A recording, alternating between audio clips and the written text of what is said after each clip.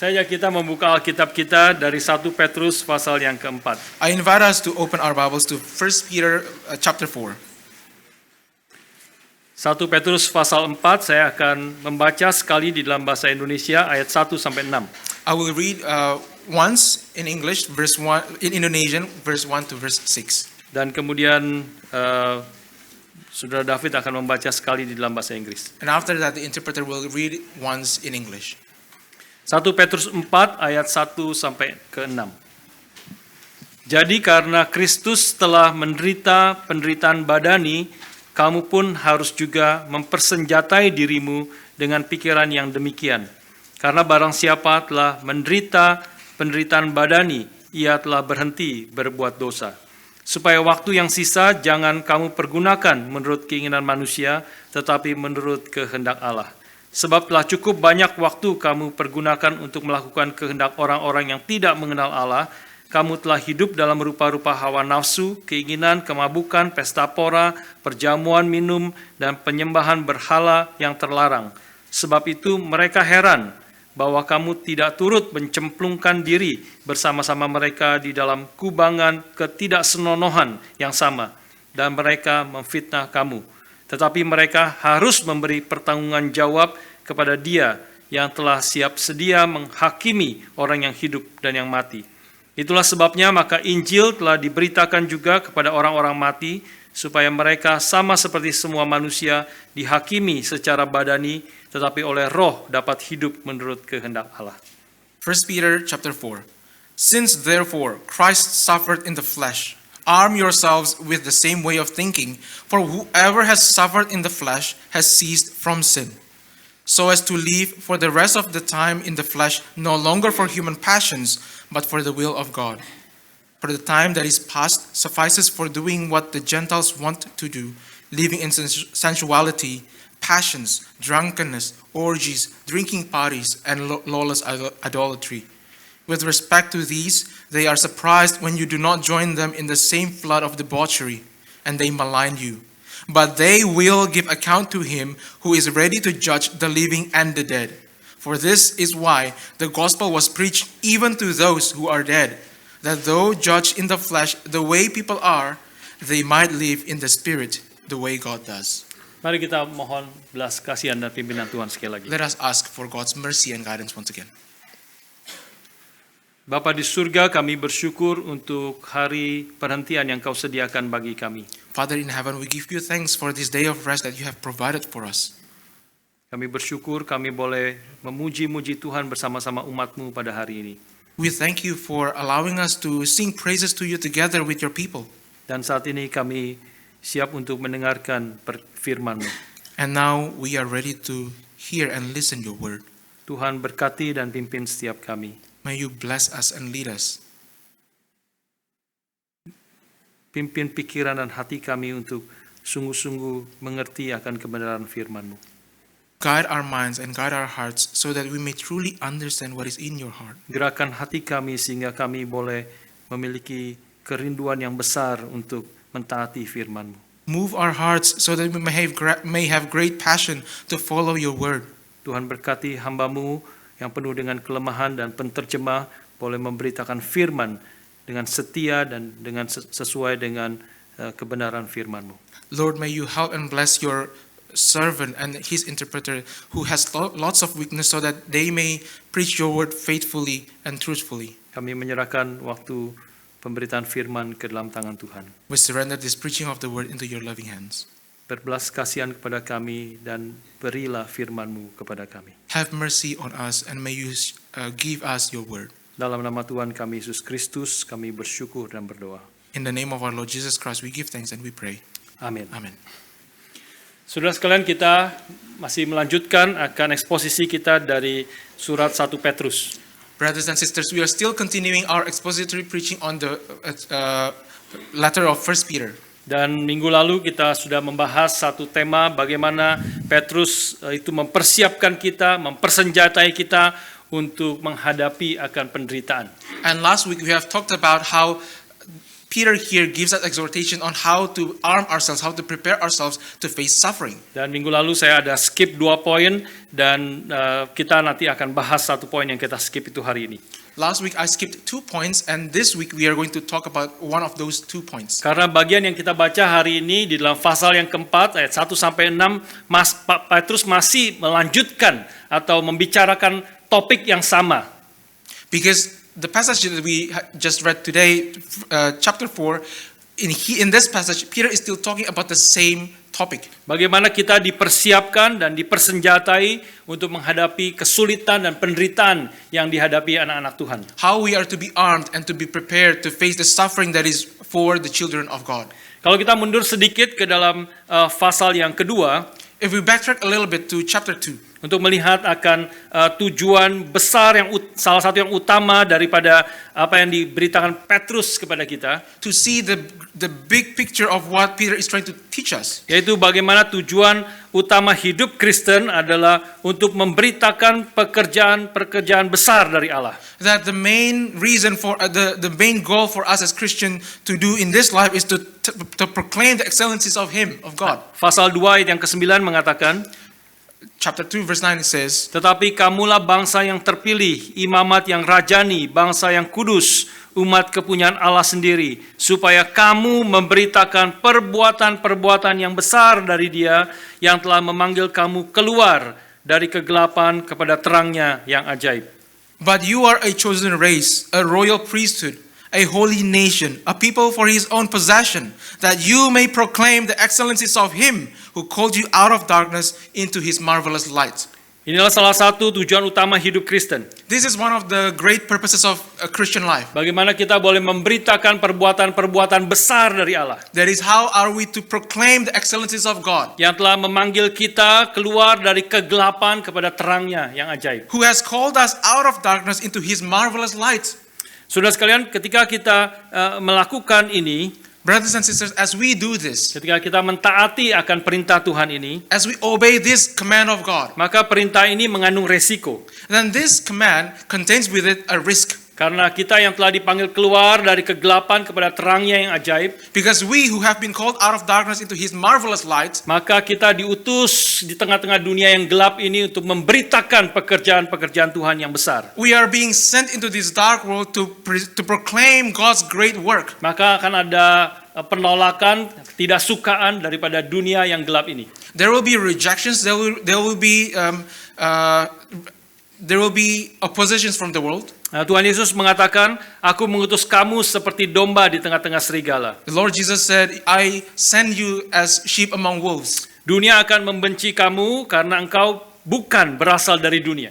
The world will hate you because you are not out of this world, not of this world. Kalau engkau berasal dari dunia ini, dunia tidak akan membenci kamu, dunia akan mengasihi kamu. If you are of this world, then the world will not hate you, but they will love you. Tapi karena engkau bukan berasal dari dunia ini, atau dengan kata lain engkau telah dipanggil keluar dari kegelapan kepada terangnya yang ajaib, But because you are not of this world, in fact, you have been taken out of this darkness into His marvelous light. maka dunia akan membenci kamu seperti dunia telah membenci aku. Therefore, the world will hate you just as the world has hated me. Kalau di dalam tulisan daripada Paulus juga menggambarkan seluruh kesaksian hidupnya dengan cara demikian. In Paul's writing, Paul also describes his whole life in this manner. Dengan dia mengatakan hidupnya itu adalah bertujuan menggenapkan dalam dagingku apa yang kurang pada penderitaan Kristus. He said that in his flesh he is filling up what is lacking in Christ's afflictions. Yang kurang daripada penderitaan Kristus bukan keselamatan yang dia sudah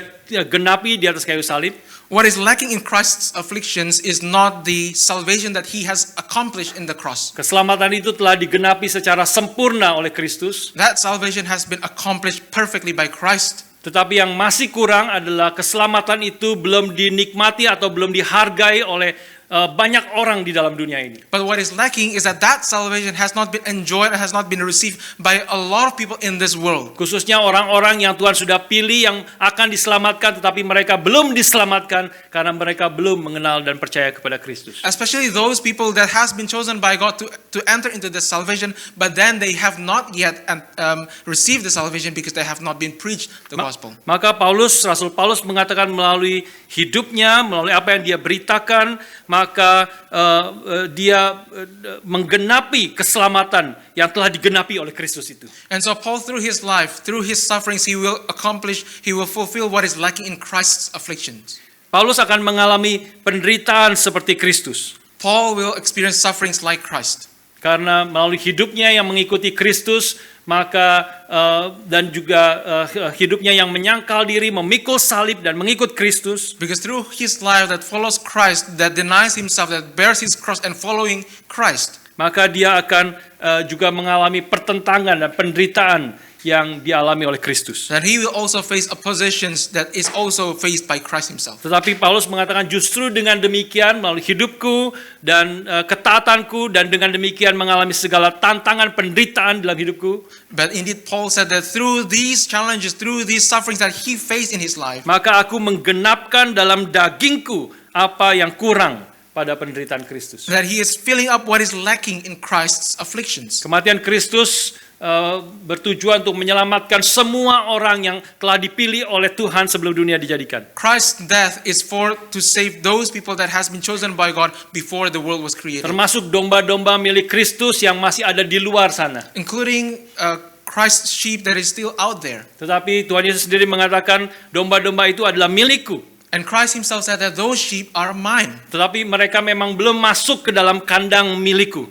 But then they are still not within my pen. Karena itu aku mengutus engkau pergi untuk memberitakan akan Injilku. Therefore I tell you, go and preach my gospel. Dan aku akan bekerja menyertai engkau. And I will be with you, work through you. Dan mereka akan mendengar suaraku melalui engkau. And they will hear my voice through you. Dan mereka akan datang berespon dan mengikut dan menjadi satu kawanan domba di kandang ini. And they will respond and they will come and be one flock of sheep in this sheep pen. Tapi ketika engkau melakukan itu, But as you are doing this, akan ada tantangan, akan ada kesulitan, akan ada pertentangan dari dunia ini. there will be challenges, there will be sufferings, there will be oppositions from this world. Dan itulah salah satu yang kita boleh mengerti panggilan hidup Kristen di tengah-tengah dunia ini. And we can understand this as one of God's calling for Christians in this world. Memberitakan pekerjaan-pekerjaan besar dari Allah. To proclaim God's marvelous great work. Atau bagian lain Petrus juga mengatakan untuk melakukan pekerjaan baik yang supaya orang melihat pekerjaan baik itu dan memuliakan Bapa di surga. Or in other places Peter said to do good works so that through our good works God may praise God in heaven. Tetapi di dalam melakukan itu semua akan ada tantangan, ada kesulitan, akan ada pertentangan daripada dunia ini. But in doing this there will be challenges, there will be hardships, there will be oppositions from the world. Karena itu Petrus kali ini juga memberitakan lagi 5 senjata untuk menolong orang-orang Kristen menghadapi penderitaan karena ketaatannya kepada Tuhan. And so in this passage Peter once again tells us 5 more things to arm ourselves to face suffering. Minggu lalu saya juga katakan ini juga penderitaan yang kita alami juga bisa termasuk adalah kesulitan ataupun sakit penyakit yang kita hadapi ketika kita hidup mentaati akan kehendak Tuhan. Last week I already mentioned that one of these sufferings can take place in the form of our own illnesses as we live following God. Saudara sekalian, poin utama dari pasal keempat ini ada di dalam ayat 1a. Brothers and sisters, the main point of our passage lies in verse 1a. Jadi karena Kristus telah menderita penderitaan badani, kamu pun harus juga mempersenjatai dirimu dengan pikiran yang demikian. Since therefore Christ suffered in the flesh, arm yourselves with the same way of thinking. Same way of thinking, NIV pakai istilah attitude, same attitude. Jadi cara berpikir, sikap tertentu itu akan memperlengkapi, mempersenjatai kita menghadapi akan tantangan dan kesulitan. It's a same way of thinking, a kind of attitude that will arm ourselves to face suffering. Dan akan menguatkan kita menghadapi segala kesulitan di dalam dunia ini. And will strengthen us to face great difficulties in this world. Saya teringat pada waktu saya masuk ke ingin masuk ke sekolah teologi ya. I remember back then when I was still praying about entering the seminary. Kira-kira tahun 92-93. It was roughly in the year 92 or 93. Dan kemudian saya berbicara dengan satu hamba Tuhan, menceritakan akan pemikiran dan pergumulan saya. And back then I shared some of my thoughts to a pastor. Dan hamba Tuhan yang bijaksana ini mengatakan satu kalimat. And that servant of the Lord who is wise says one sentence. Apa yang menjadi visi kamu mau masuk ke sekolah teologi? What is your vision entering this seminary? Nah, itu pertanyaan itu membuat saya pikir, merenung, dan bergumul. And that question caused me to think deeply. Karena kemudian saya semakin sadar visi mengapa saya masuk, tujuannya mengapa saya masuk sekolah teologi itu sangat penting. Because then I realized that the vision that prompted me to enter the seminary is very important. Ini akan menuntun cara berpikir saya waktu menghadapi tantangan kesulitan di dalam STT. This will direct my thinking as I face challenges that I will face in the seminary. Ada banyak kesulitan tantangan waktu masuk di dalam sekolah teologi. There are many challenges and difficulties in my study. Vikaris Hijen juga pernah cerita dia sekarang menghadapi tantangan untuk membesarkan anak yang masih kecil itu. Pastor Jin also shared that he has faced great difficulties in rearing up a young child. Harus bangun berkali-kali tengah malam. He would have to get up multiple times in the night. Tapi dia kemudian mengatakan satu kalimat. But then he said one sentence. Kesulitan itu masih jauh dibandingkan kesulitan waktu saya di Westminster. That all of these difficulties are still far behind my challenges back then in Westminster. Waktu masuk sekolah teologi banyak tantangan, kesulitan, pergumulan yang ada. While I was studying there are so many difficulties in my studies.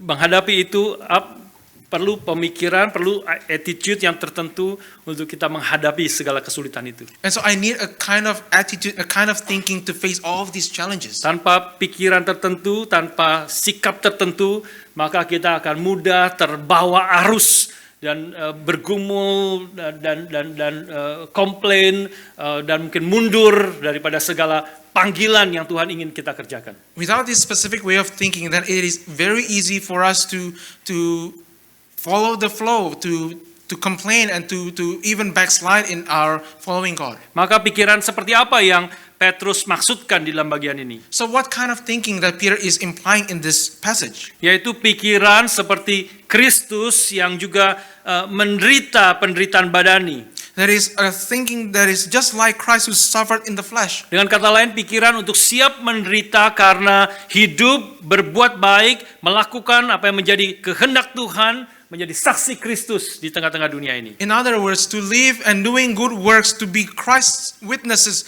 in this world and follow God's will. Dan kemudian di dalam ayat-ayat yang tadi kita baca, Petrus mempersiapkan kita, mempersenjatai kita untuk menghadapi akan hal ini. 4 poin dia memberikan kepada kita. And so in the passage that we have just read, Peter gave us at least 4 points for us. Yang pertama adalah, saudara sekalian, Kristus, bagaimana kita menghadapi kesulitan, menyadari bahwa Kristus telah menderita. The first point, how are we supposed to face this suffering, is to realize that Christ has suffered. Penderitaan yang bukan hanya terjadi kepada dia, A suffering that is not only befallen upon him, tetapi dia dengan aktif memilih jalan itu untuk menyelamatkan kita. but he actively chooses that path so that he can save us. Ini tentu minggu lalu kita sudah singgung poin ini, Of course, we have talked about this last week, tapi kita akan lihat dari sisi yang lain lagi. but we will see this point in a different, from a different angle. Seorang misionaris atau pendeta yang bernama Richard Wurmbrand, A missionary or a pastor by the name of Richard Wurmbrand, seorang pendeta di Rumania yang dipenjara dan disiksa selama 14 tahun. a pastor in Romania who had been persecuted for 14 years. Dan kalau saudara membaca kisahnya, mengerikan segala sesuatu penyiksaan yang dia alami. And if you read about his life story, you will see how horrendous and how terrible the sufferings that he had to go Dan through. dia adalah pendiri dari Voice of Martyrs. And he is the founder of Voices of the Martyrs. Saudara sekalian, dia mengatakan di dalam salah satu bukunya, And he said in one of his books, saya telah menerima proposal ini, I have accepted this proposition, bahwa orang-orang Kristen itu memiliki panggilan atau vocation atau pekerjaan yang sama dengan raja mereka, that Christians are meant to have the same vocation or calling as their king, yaitu menjadi cross bearers, menjadi pemikul salib. and that is of cross bearers. Jadi pekerjaan kita, pekerjaan orang Kristen adalah memikul salib. And so our calling is to bear the cross.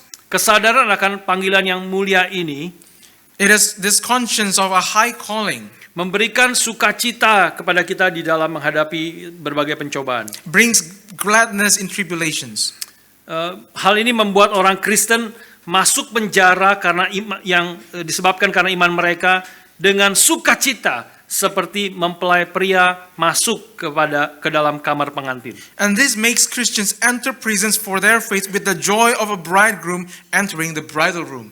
Saudara sekalian, inilah senjata utama orang Kristen. Brothers and sisters, this is a main weapon for us Christians. Bahwa Tuhan pencipta langit dan bumi, That God, the creator of heaven and earth, penopang segala sesuatu, the sustainer of all things, juru selamat yang sempurna, the perfect savior, memilih salib untuk menyelamatkan kita. and he chose the cross to save us. Secara aktif dia memilih salib. He actively chose the cross. Dia mengatakan tidak ada orang yang mengambil nyawanya dari tangannya. He said, no one takes my life away from me.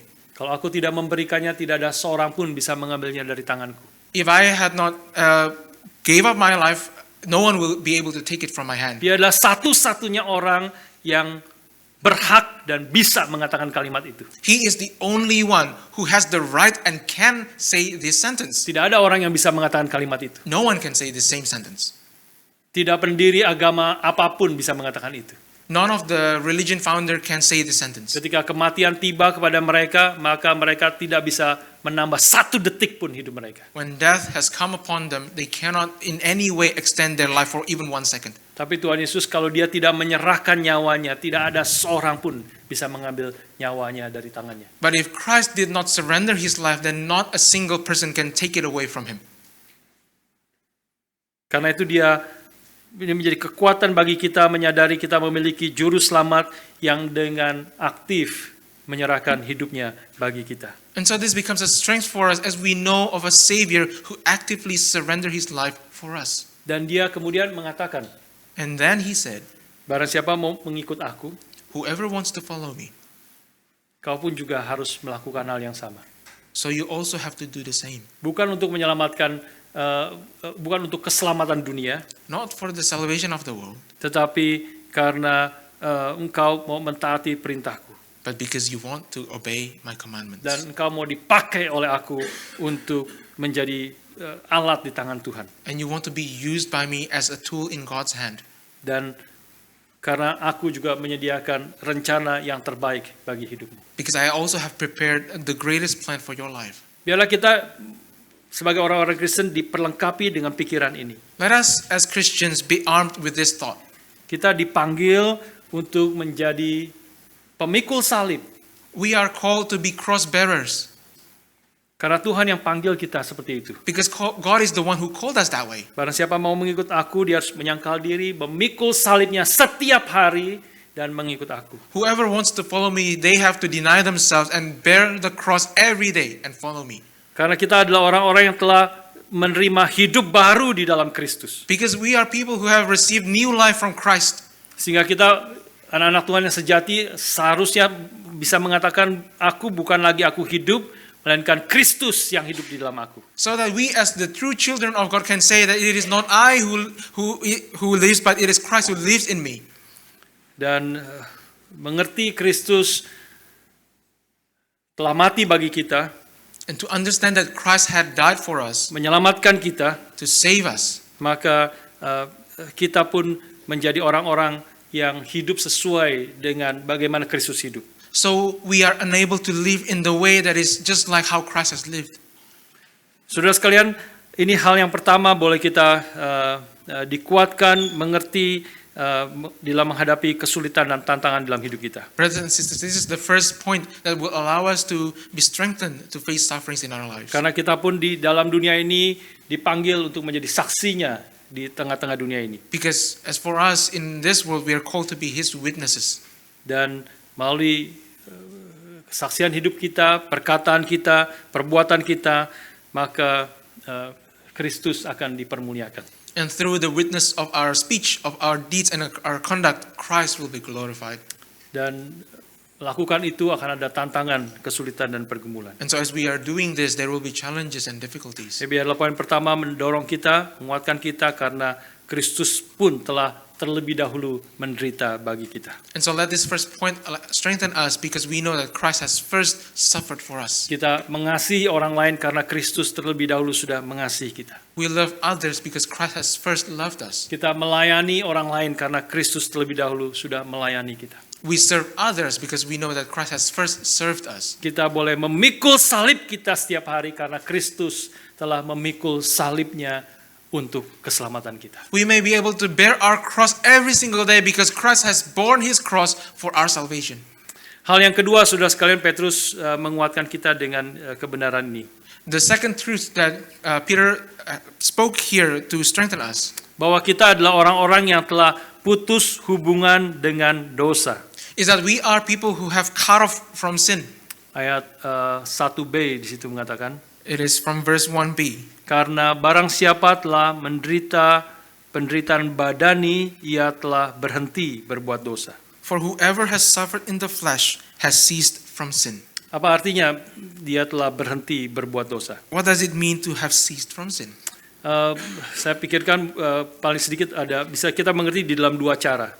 And I think we can understand this in at least two ways. Yang pertama adalah secara status kita sebagai anak-anak Tuhan. And the first one is in our status as children of God. Ini berkait dengan poin yang pertama And tadi. this relates to the first point. Status kita sebagai manusia yang baru, Our status as a new man. khususnya di dalam pikiran Paulus, ini konsep yang sangat banyak diberitakan di dalam Roma, di dalam Galatia. Especially this has been spoken of and many times in Paul's letters in Romans and Bahwa Galatians. kita yang ada di dalam Kristus, kita telah mati terhadap dosa. That we who are in Christ has died for sin. Karena Kristus telah mati untuk semua orang, maka semua orang sudah mati.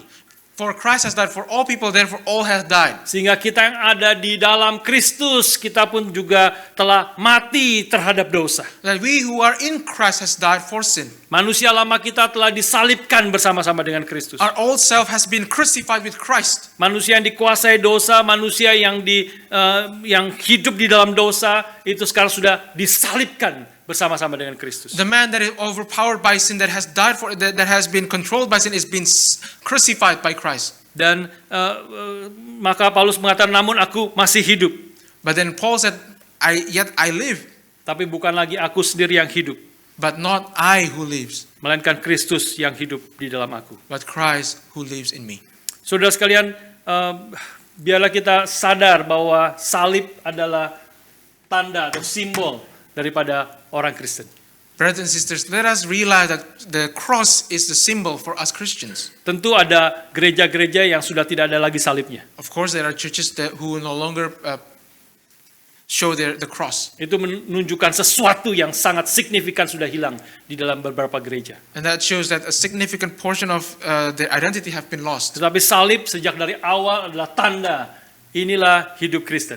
But the cross from the very beginning is a symbol that this is the life of a Christian. Tanda bahwa Kristus telah mati untuk menebus dosa kita. A sign that Christ has died to redeem us. Tanda bahwa kita yang percaya di dalam Kristus juga telah disalibkan bersama-sama dengan Kristus. A sign that we who have believed in Christ has also been crucified with Christ on the cross. Tapi aku hidup, tapi bukan lagi aku sendiri yang hidup, melainkan Kristus yang hidup di dalam aku. Yet I live, but it is not I, but Christ who lives in me. Dan hidupku yang kuhidupi sekarang di dalam daging adalah hidup oleh iman di dalam anak Allah yang telah mengasihi aku dan menyerahkan dirinya untuk aku. And the life that I live in my flesh is a life that is for Him who has died for me and who has saved me. Jadi poin yang pertama adalah di sini barang siapa telah menderita atau mati di dalam secara badani, dia telah berhenti berbuat dosa. And so the first point says here that whoever has suffered in the flesh has ceased from sin. Karena statusnya sudah baru, sekarang dia sudah tidak ada hubungan dengan dosa. For they have a new status and they have cut off ties with sin. Ini bukan berbicara tentang hidup yang sempurna, This is not talking about a perfect life, tetapi hidup yang statusnya sudah jelas.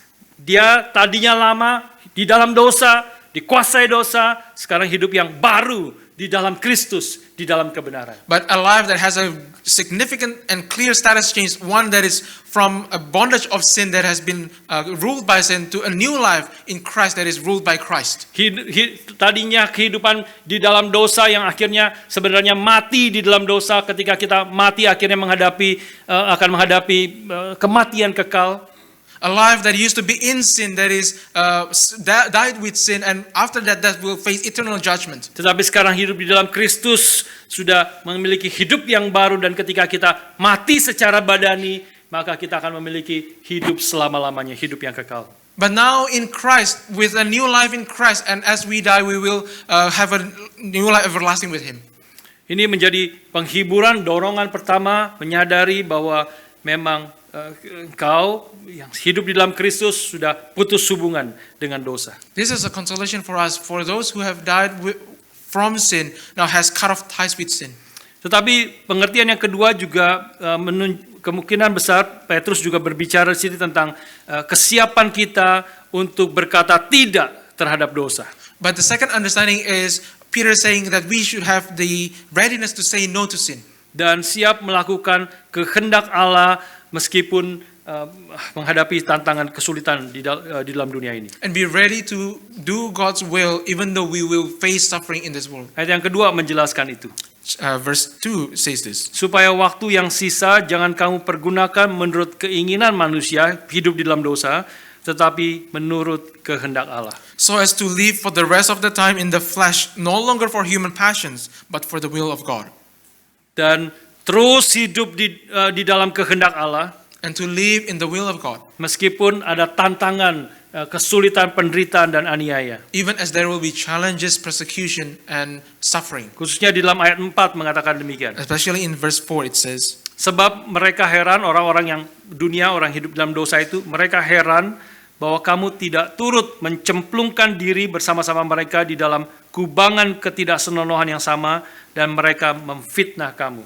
That they, the people of the world, are surprised when you do not join them in the same flood of debauchery, and they malign you. Ya, malign you di dalam NIV memakai istilah they heap abuse on you. Or in NIV it said they heap abuse upon you. Mereka memfitnah, mengolok-olok dan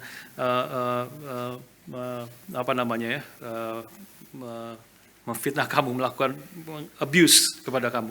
And so they would mock you, they will accuse you of things, and they will heap accusations against you. Salah satu bentuknya adalah mereka heran, it's strange to them. Mereka heran kalau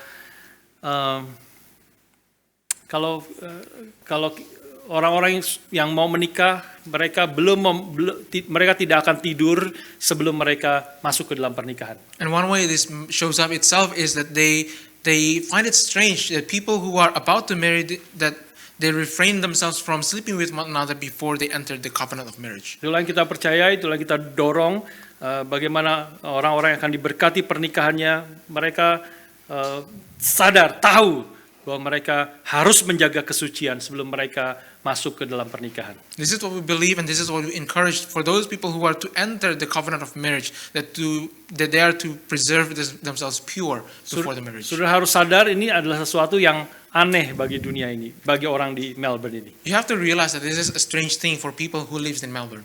Bagaimana kita juga menggunakan waktu kita, in how we use our time.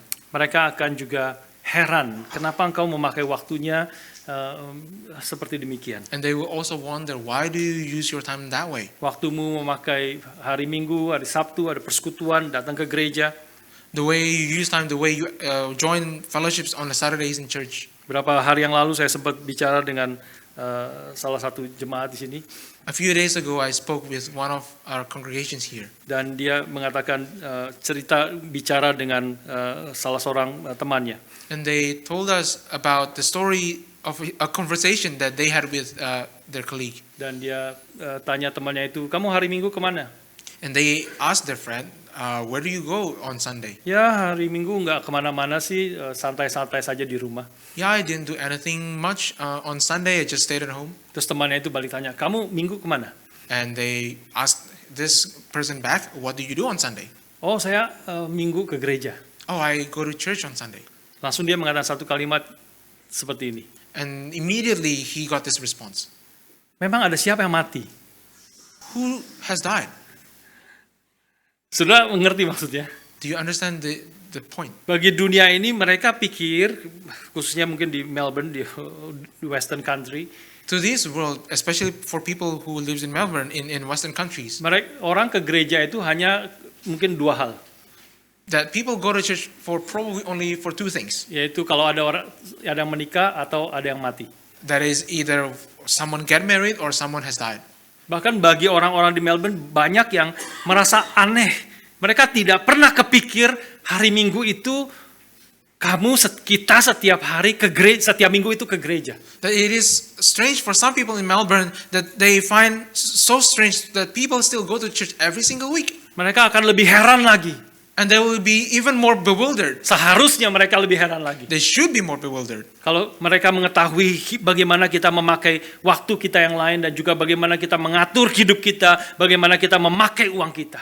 If they know how we organize the rest of our days and the rest of our life and the way we use our money, Mereka akan merasa heran, bingung kenapa kita melakukan itu. and they will be bewildered, they will be astounded. Why do you do such things? Dan mungkin sebagian akan menghina karena kita melakukan itu. And some might deride you for doing those things. Menganggap kita seorang yang bodoh sekali. They esteem you as someone who is foolish. Memberi persembahan 10% untuk pekerjaan Tuhan. To tithe 10% of your earnings for the work of the Lord. Pakai waktumu hari Minggu ke gereja, ada persekutuan doa, ada hal-hal yang lain. To come to the church every Sunday for worship, for prayer meetings on Wednesdays and on other days. Dan menahan diri untuk tidak berhubungan seksual dengan pacarmu sebelum hari pernikahan. And to refrain yourselves from having sexual relationship with your partner before you enter into marriage. Mereka akan katakan, what? Kamu aneh sekali. And they will ask you, what is this? This is so strange. Saudara sekalian, biarlah kita mengerti inilah panggilan Tuhan bagi kita. Brothers and sisters, let us understand that this is God's calling for us. Kita hidup melakukan kehendak Tuhan, berarti kita artinya sudah putus hubungan dengan dosa. That to live and do the work of the will of the Lord means we cut off ties with sin. Dan menjadi tidak make sense bagi orang yang tidak percaya Tuhan. And this makes no sense to people who do not know the Lord. Tapi totally make sense bagi kita kalau kita mengerti apa artinya hidup Kristen yang sesungguhnya. But it makes total sense for us if we know the true calling of being a Christian. Kalau kita mengerti bahwa hidup kita bukan kita lagi tapi Kristus yang hidup dalam kita. If we know that we who lives, no longer us who lives in us, but Christ who lives in us. Kalau kita mau mengikut Kristus, artinya mengikut hidup, menteladani hidup dia. If we want to follow Christ, that means to follow along His example of life. Karena memang hidup kita bukan kita lagi tapi Kristus yang hidup dalam kita. Because our life is no longer us, but Christ who lives in us. Memang ada kesulitan, tantangan yang akan dihadapi. Yes, there will be challenges and there will be difficulties. Ini adalah jalan yang sempit dan pintu yang sempit. This is the narrow path, the narrow door. Tetapi di situ ada penyertaan Tuhan, ada anugerah Tuhan, Tuhan sendiri yang hadir di tengah-tengahnya. But there will be God's presence, there will be God's grace all the way through us. Dan Mazmur 16 mengatakan di hadapan Tuhan ada sukacita yang berlimpah-limpah. And in Psalm 16, God said, it is said that in the presence of God there is joy abundant Dan ada nikmat senantiasa. and pleasures forevermore. Sukacita berlimpah-limpah, Joy abundant nikmat, pleasure, forever.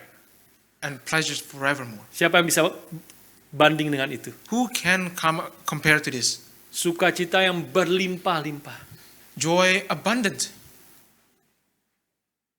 Bukan hanya 80%, Not only 80% abundant, apalagi 8 menit dengan pelacur, or only 8 minutes with prostitute. prostitute, Ini adalah sukacita berlimpah-limpah but this is a joy in abundance dan nikmat, pleasure, forevermore. and pleasures forevermore. Bukan 80% sukacita selama 80 tahun. Not 80% abundance for 80 years, Hampir tidak ada orang yang hidup mengalami sukacita 80% selama 80 tahun. but even this, no, I don't think anyone has experienced 80% of joy in abundance for 80 years of their life. Tetapi ini adalah sukacita yang penuh bahkan berlimpah-limpah untuk selama-lamanya. But this is a joy in abundance and pleasures forevermore. Biarlah hati kita didorong, tarik dan sungguh-sungguh percaya kepada Tuhan. May our hearts be encouraged, be pulled towards Him. Dalam persekutuan doa hari Rabu saya mengajak semua jemaat berdoa untuk hal ini. In the prayer meeting last Wednesday, I invite all the congregations to pray about this thing. Supaya setiap jemaat Tuhan di IREC Melbourne ini So that every one of us here in IREC Melbourne, sungguh mengerti, percaya semua perkataan firman Tuhan. we truly understand and believe every single word of the Lord. Kita bukan hanya mau percaya, pegang, dan hal-hal yang mudah, yang kita sudah tahu, sepertinya tahu. That we do not only believe specific portions of the word that we already know, Tapi kita mau percaya setiap perkataan firman Tuhan, karena perkataan Tuhan adalah benar dan kudus dan untuk kebaikan kita. but that we want to believe every single word of the Lord because we know that it is holy, it is true, and it is good for us. Karena itu kita harus sadar bahwa orang Kristen bukan hanya tidak melakukan yang jahat atau yang berdosa, And so we have to realize, we have to understand that Christians are not only to refrain from doing what is sinful, tetapi juga melakukan apa yang benar, apa yang merupakan kehendak Allah. but also to do what is right, what is according to the will of God. Ada John Piper mengatakan satu kalimat dari papanya. John Piper shared one sentence from his own father.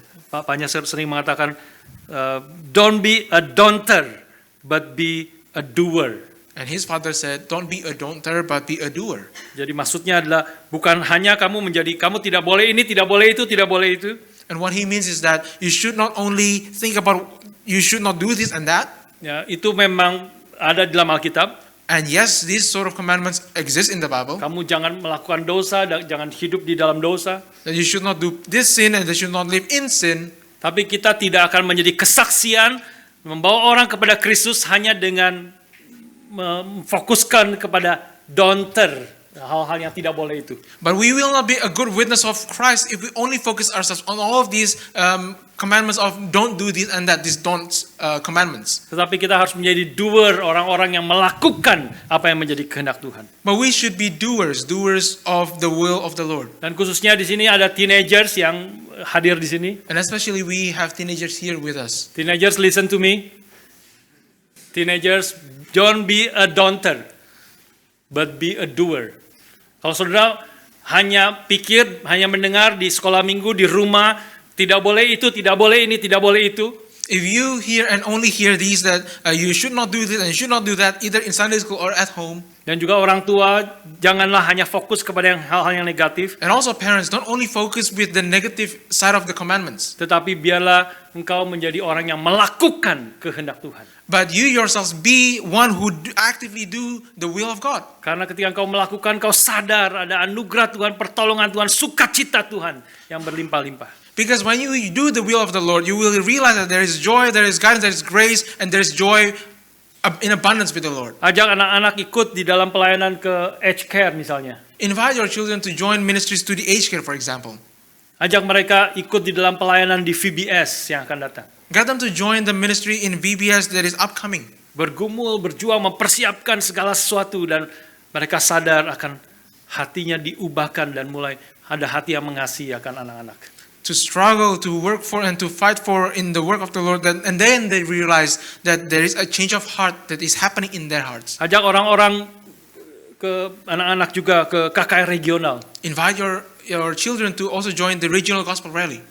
Anak-anak akan terbuka matanya melihat akan pekerjaan Tuhan di tengah-tengah dunia ini. Your children will realize the work of the Lord that is happening in this world. Bukan hanya tidak boleh ini, tidak boleh itu, tetapi begitu banyak hal yang harus kita lakukan di dalam dunia ini. Not only don't do this and don't do that, but there are so many things that we should be doing in this world. Dan ketika pergi ke KKR regional, saudara, anak-anak akan melihat begitu banyak hal yang Tuhan ingin kita lakukan dan terjun di dalamnya dan mengalami akan pertolongan, sukacita, dan kekuatan dari Tuhan. And if they join in one of our regional gospel rallies, they will see that there are so many things that needs to be done, and they will also see how God is with them, giving them grace in all the things that they are to be done. Ingatlah ketika orang melakukan kejahatan kepada kita, Remember that as others do harm to us, maka Alkitab mengajarkan kita harus membalas.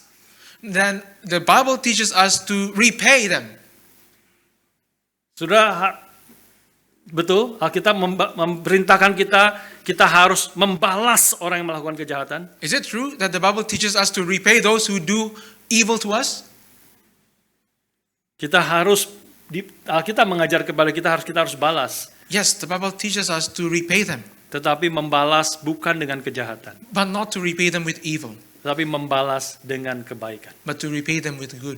Artinya adalah kita bukan hanya secara pasif menerima kejahatan orang lain, And that means we do not only passively receive the evil doings of other people, tetapi kita membalas dengan kebaikan secara aktif, proaktif, sehingga kebaikan itu seperti menaruh bara api di atas kepala mereka. but we actively repay them with good, so that as if we heap up burning coal fires upon their head, Sehingga mereka tidak bisa diam, mereka juga harus berespon. so that they cannot stand still, they too have to respond. Dan dengan anugerah Tuhan kita berharap mereka boleh melihat perbuatan baik yang kita lakukan dan memuliakan Bapa di surga. And by the grace of God, they will see the good works that we are doing and praise the Father in heaven. Anak remaja, biarlah saudara jangan menjadi doubter, tetapi menjadi doer. Our beloved teens, may you not only be a doubter, but also be a doer. Hal yang ketiga, saudara sekalian, bagaimana Petrus menguatkan kita menghadapi segala tantangan kesulitan The third point, brothers and sisters, how Peter strengthens us to face sufferings, adalah orang-orang yang melakukan kejahatan itu akan dihakimi oleh Allah. is that those people who afflicted suffering on us will be judged by God. Ayat yang kelima mengatakan demikian. Verse 5, it is said, Tetapi mereka, orang-orang yang melakukan kejahatan itu, yang heran terhadap hidup kita yang setia kepada Tuhan, mereka harus memberi pertanggungan jawab kepada Dia yang telah siap sedia menghakimi orang yang hidup dan yang mati. but they who do evil to us, they who find it strange for what we do with our lives, they will give account to him who is ready to judge the living and the dead. Saudara, kita patut bertanya di sini. Brothers and sisters, we should ask ourselves here, Bagaimana ayat ini menguatkan kita sebagai anak-anak Tuhan? how should this verse strengthen us as children of God? Bagaimana kebenaran bahwa orang-orang yang melakukan kejahatan itu harus mempertanggungjawabkan di hadapan Tuhan yang akan menghakimi mereka? How is that this truth that they will have to give account to him who is ready to judge them? Dampaknya adalah kita menjadi tenang dan tidak dikuasai kemarahan dan keinginan membalas dendam. How is this supposed to affect us? And the way it should affect us is that it should give us the calmness, the stability to do the will of God. Bukan berarti kita membiarkan saja ketidakadilan ataupun kita tidak boleh marah terhadap kejahatan yang terjadi. This does not mean that we just let slide all evil doings, and we should not be angry at evil that is happening everywhere. Ketika kita diperlakukan tidak adil di tempat kerja, di sekolah dan sebagainya. If we are being dealt unjustly at work or at school, Ketika 3 anak kita ditabrak mati oleh orang yang drink driving, when 3 of our children died being struck by a person who is drunk driving, maka wajar dan bahkan benar kalau kita marah. then it is normal and it is even right for us to be angry. Satu kali Pendeta Stephen Tong menceritakan pengalamannya. One time, Pastor Stephen Tong tells of his story. Waktu dia KKR di satu kota, When he is leading a gospel rally in one city, maka sedikit sekali orang yang datang saat itu.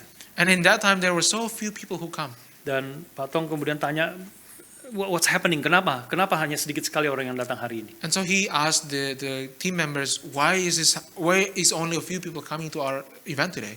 Ternyata saat itu ada sedang ketegangan yang terjadi di dalam 2 suku atau 2 kelompok orang yang ada di kota itu. And it turns out that at that moment there is a big tension happening among 2 different clans in the area. Karena satu kelompok itu telah membunuh salah satu anak daripada kelompok yang lain. Because one of the clans has killed a child from the other clan. Maka kelompok ini marah sekali dan mereka sedang rapat, sedang mempersiapkan diri untuk menyerang balik akan kelompok yang lain. And so the other clan is so furious and they're planning a revenge attack to the other clan.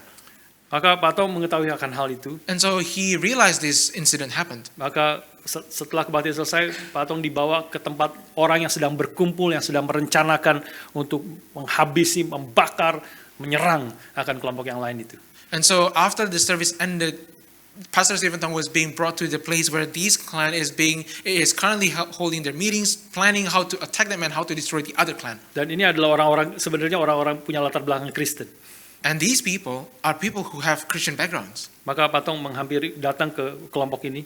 And so Pastor Tong approached this group of people. Dan dia waktu datang tidak langsung menegur mereka. And as he approached them, he did not immediately rebuke them. Tidak langsung kemudian menyatakan kamu salah kalau menyerang balik dan menghancurkan dan sebagainya. He did not immediately say to them that it is wrong for you to attack back. Tetapi kalimat pertama yang Pak Tong katakan, But the first sentence that he said saya mengerti kemarahan kamu. was that I understand your anger. Bahwa salah satu anak dari keluarga kamu itu telah dibunuh dengan kejam oleh kelompok sana. That one of the child in your family has been killed mercilessly by the other clan. Dan kamu marah dan ingin membalas dendam itu adalah sesuatu yang wajar. And that you are angry with them and that you want to exact revenge from them is something that totally makes sense. Tetapi keinginan kamu akan keadilan itu adalah sesuatu yang benar. And your desire for justice is good. Tapi biarlah kau mengingat perkataan firman Tuhan. But may you also remember the word of the Lord. Janganlah membalas kejahatan dengan kejahatan. Do not repay evil with evil. Kalau engkau membalas kejahatan dengan kejahatan, Because if you do repay evil with evil, maka mereka pun akan membalas lagi kejahatan dengan kejahatan. then they will also repay evil with another evil. Dan yang jadi adalah jalur Gaza.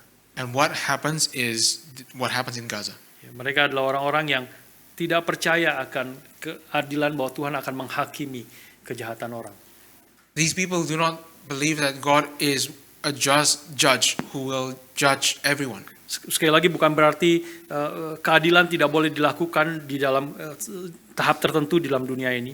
Once again, what I'm not saying is that justice should not be served in a certain sense in this world. Keadilan boleh ditegakkan oleh negara, oleh polisi. Justice should be enacted by the nations, by police. Guru bisa menghukum anak-anak muridnya yang nakal, yang bersalah. Teachers may exact punishment to the naughty students. Orang tua juga boleh mendisiplin, menegakkan keadilan kepada anak-anaknya yang berontak.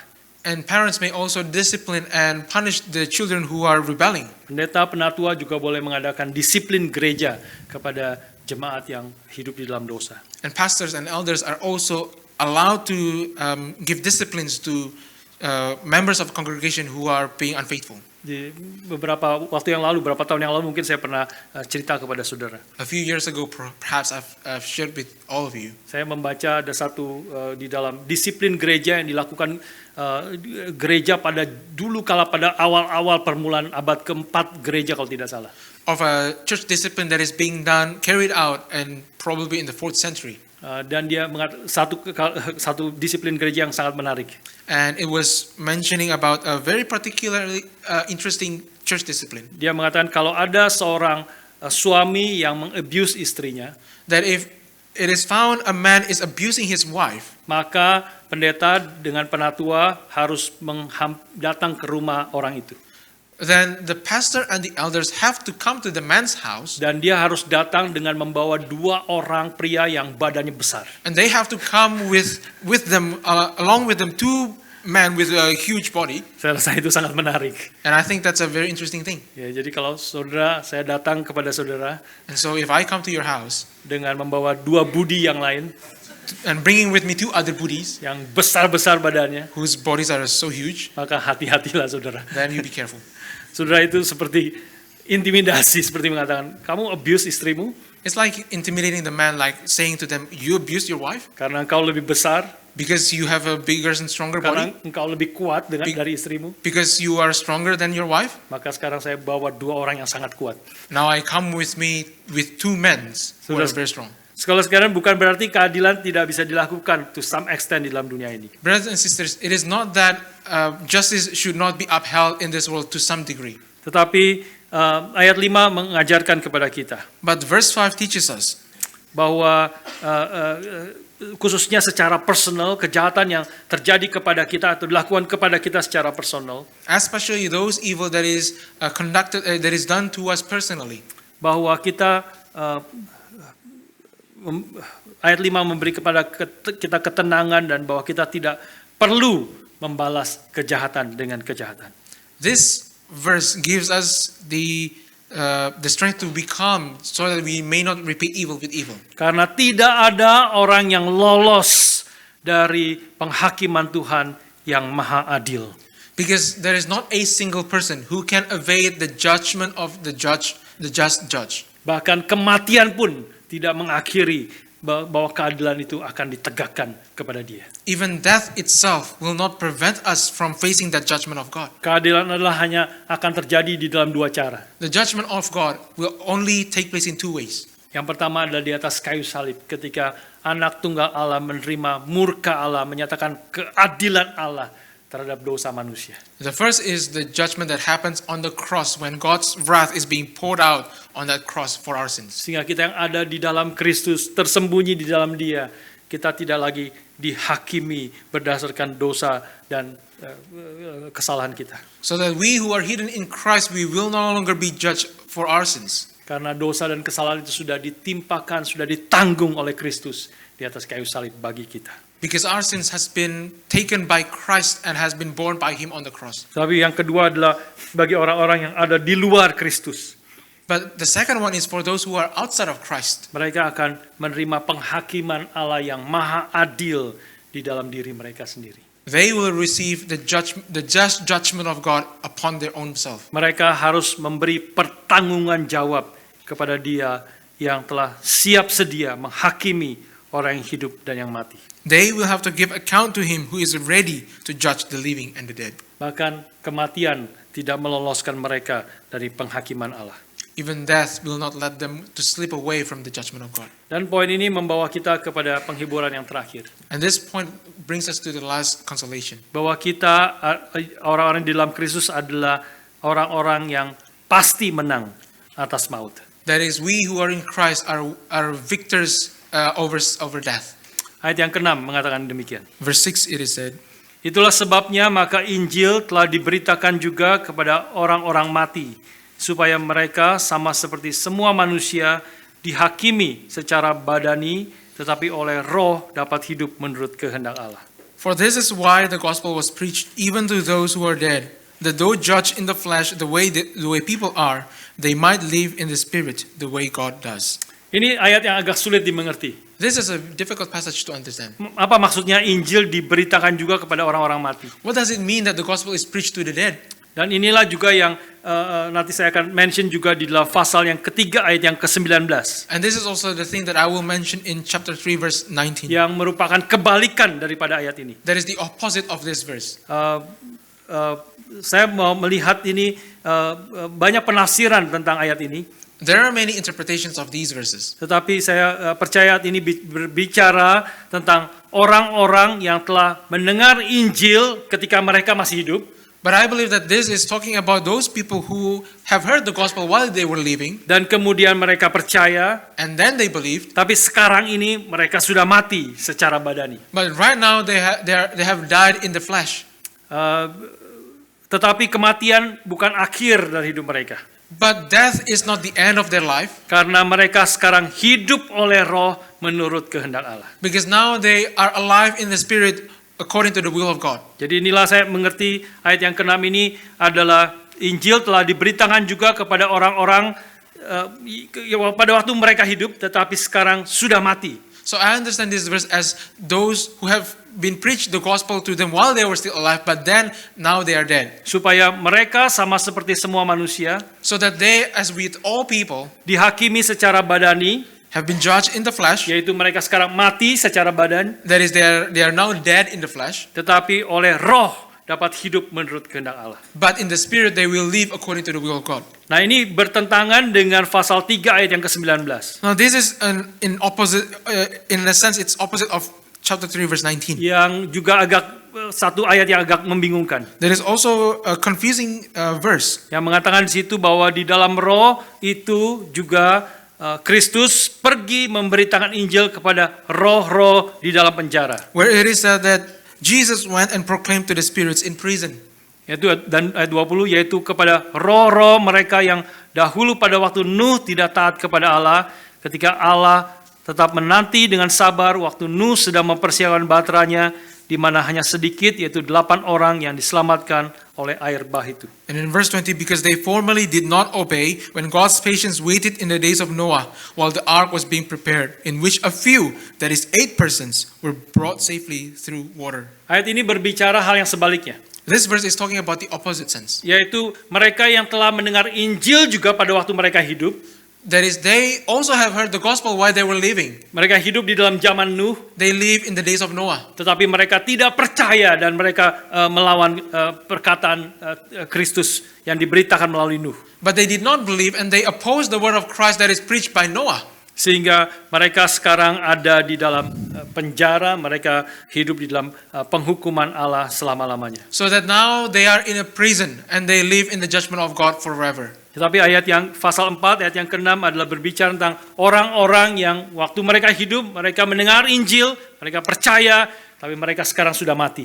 But chapter 4 verse 6 says about those people who have heard the gospel while they were living and they have believed, but now they are dead in flesh. Nah inilah mungkin juga abuse atau fitnahan atau hinaan yang dialami oleh anak-anak Tuhan. And this is probably another abuse or another accusations launched against us Christians. Orang yang tidak percaya, yang hidup di dalam dosa, yang hidup di dalam segala kemabukan dan sebagainya, Those people who did not believe, who lives in sin, who lives in debauchery, etc. dan hidup untuk dirinya sendiri, and lives for themselves. dan mereka melihat orang-orang Kristen yang hidupnya taat kepada Tuhan, And they see Christians who lives in obedience to God. dan melalui karena ketaatannya mengalami segala penderitaan, And because of their obedience, they encounter so many sufferings. dan mereka akan mengatakan, kamu hidup seperti itu, saya hidup seperti ini, tapi kita semua akan mati. Lihat, orang Kristen mati, orang tidak percaya juga mati. And they will say that you live like that and I live like this, but you look, everyone will die. You will die, I will die, everyone will die. Mengapa engkau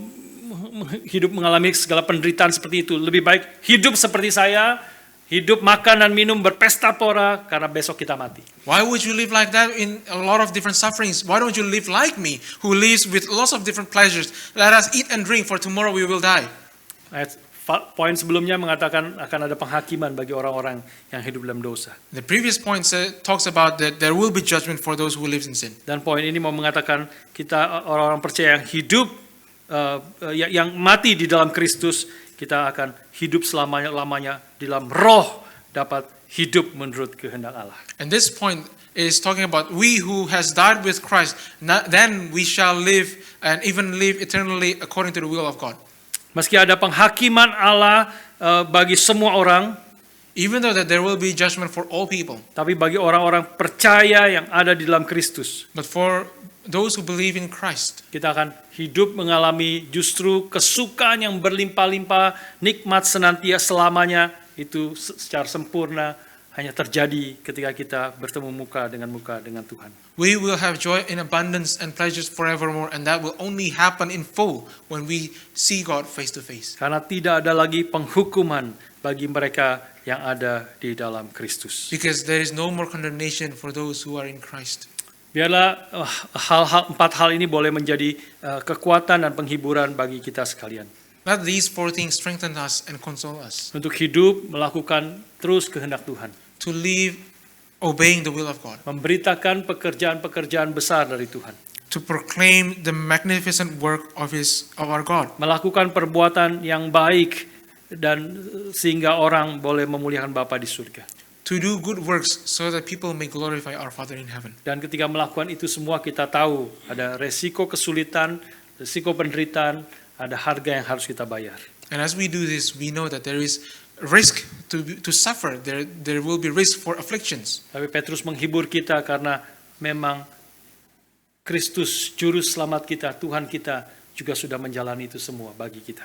But Peter here encourages us, saying that Christ has also underwent that suffering. Dan kita adalah orang-orang yang di dalam Kristus juga sudah putus hubungan dan dosa, dan kita hidup bagi Allah. And that we, as Christians, have cut off ties with sin and now we live for God. Dan di situ kita bukan hanya akan mengalami sukacita berlimpah-limpah nanti, tapi sukacita anugerah Tuhan sudah mulai kita alami sekarang ini. And that we will not only experience an abundance of joy later on, but we already has a foretaste of it right here, right now. Paulus mengatakan, aku bermegah, aku bersukacita di dalam kelemahanku, karena di dalam kelemahanku lah kuasa Tuhan menjadi sempurna. Paul said that I glory in my weaknesses because it is in my weakness that God's strength be made manifest. Penghiburan ketiga adalah juga karena orang-orang yang melakukan kejahatan hidup dalam dosa akan ultimately dihakimi oleh Tuhan. The third encouragement is that those people who live in sin will eventually be judged by God. Dan yang terakhir, kita orang-orang di dalam Tuhan, kita akan menang atas maut. Kematian bukan akhir dari cerita kita. But then the fourth and the last encouragement here is that we who are in Christ will have victory over sin and death, and we will not be judged. Kita akan hidup sukacita dan damai sejahtera, hidup yang sepenuhnya di dalam Tuhan, di hadapan Tuhan. We will have an abundance of joy, and we will live in a fullness with the Lord. Kita percaya akan kebangkitan orang mati. We believe in the resurrection of the body. Bukan hanya kebangkitan orang mati, kebangkitan tubuh kita akan menerima tubuh yang baru, tubuh yang dipermuliakan. Not just the resurrection of the dead, but the resurrection of the body, a body that is glorified. Seorang penulis mengatakan bukan hanya tubuh yang dipermuliakan, tubuh yang sempurna itu yang seperti apa? A writer once asked, what is meant by a resurrection glorified body? Maka seorang pendeta mengatakan bukan hanya tubuh yang semasa sehat-sehatnya kita. And someone answered that question. It is not only about our body in our peak condition when we are very healthy. Ya, saudara-saudara belasan 20-an itu lagi sehat-sehatnya. For those of you who are in your teens or 20s of age, it is your prime. Ya, kita yang sudah mulai agak tua 50-an, 60-an mulai terus pasti ada sakit, ada macam-macam sakit. And those who are in their 50s or 60s can understand that we constantly face with different kinds of illnesses. Tetapi waktu kita menerima tubuh kemuliaan, But when we receive that glorified body, kita bukan hanya menerima tubuh pada waktu umur 20 tahun, we not only receive a body in our 20s, tetapi tubuh yang tidak pernah akan sakit lagi. but a body that will never fall sick again. Kesehatan yang sempurna, sukacita yang sempurna yang tidak pernah kita alami di dalam dunia ini. A perfect health and a perfect joy that we never experience in this world. Kita hanya mencicipi saja hari ini. Right here, right now, we only have a foretaste of it. Ada sukacita, ada anugerah Tuhan, ada kesehatan yang Tuhan berikan. That there is joy in God, there is grace of God, and there is God's help in our life. Tetapi ketika kita bertemu muka dengan Tuhan, But as we meet Him face to face, Dia akan memberikan tubuh yang baru, tubuh yang kekal, hidup selama-lamanya di dalam damai sejahtera, di dalam sukacita, di dalam kemuliaan Tuhan kita. He will give us a new body, and so that we may be able to live with Him in joy and in fullness and in glory with Him forevermore. Biarlah dengan kebenaran firman ini kita didorong untuk terus hidup setia melakukan kehendak Tuhan. And may these truths encourage us to live faithfully, doing the will of God. Supaya orang-orang melihat perbuatan baik yang kita lakukan dan memuliakan Bapa di surga. So that people will see the good works that we do and glorify our Father in heaven. Mari kita berdoa. Let us pray.